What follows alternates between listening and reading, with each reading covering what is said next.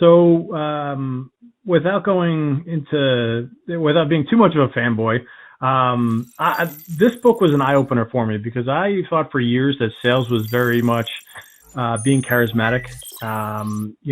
Just putting on the charm and doing that. I didn't realize how much of sales was formulaic, and this book was eye opening for me for that. So I want to say thank you for that. Number one. Number two, can you give me an idea of when you realized it was formulaic? When it took you from being, just someone that had a gift for a gab to being like, oh my God, I'm only getting the same questions, the same 5 or 10 questions. I really should script out how to answer these. Take me back to when you were newer in sales, when you figured out the real truth behind how sales actually works.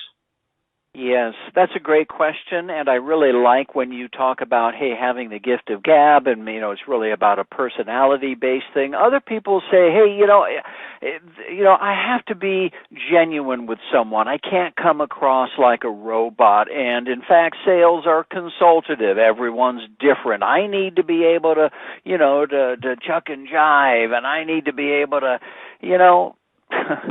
yes and no, right? So the truth is this. You mentioned it here, and I like to say, and I talk about this in Power Phone scripts, there are 10 characteristics of sales professionals, and I preface all of sales by saying there is a secret to being successful in sales.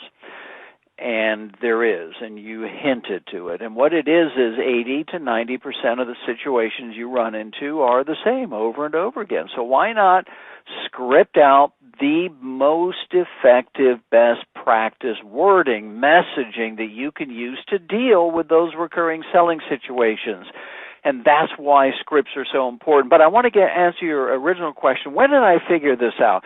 Early in my sales career. When did I realize that ad-libbing and making it up as I go along and wheeling and dealing and trying to use my charm wasn't really the best, most effective approach? And it was when I was struggling.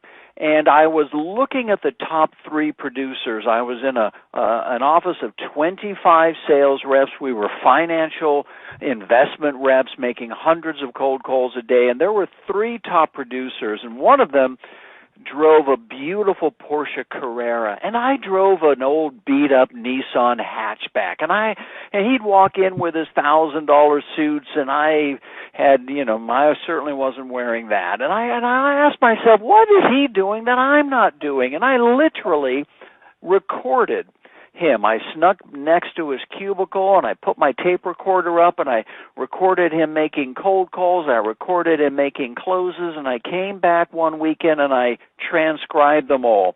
And I compared what he was saying, and there was a giant difference between what he was saying and what I was saying. Number one, what he was saying was very spot on. It was very pointed, and it addressed all the situations in, again, a best practice approach. And the second thing is he said it over and over again. He didn't deviate.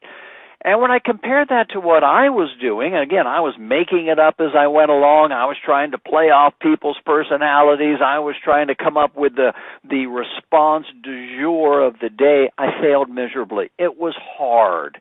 And I was not only not effective, but I was exhausted by lunch, because I was trying to reinvent the wheel on every call. Bottom line, guess what? There is a formula. There is a best practice approach. The responses, the objections, the blow-offs you get, got news for you, they're all the same.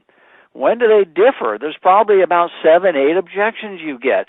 Well, again, why not script out the most effective, proven responses to them, and then concentrate on learning them, internalizing them, so you can deliver them like an Academy Award-winning actor. If you do that, your days will go by faster, you'll be much more effective, you won't be as tired at the end of the day, and bottom line, you'll make a lot more sales and have more fun, period.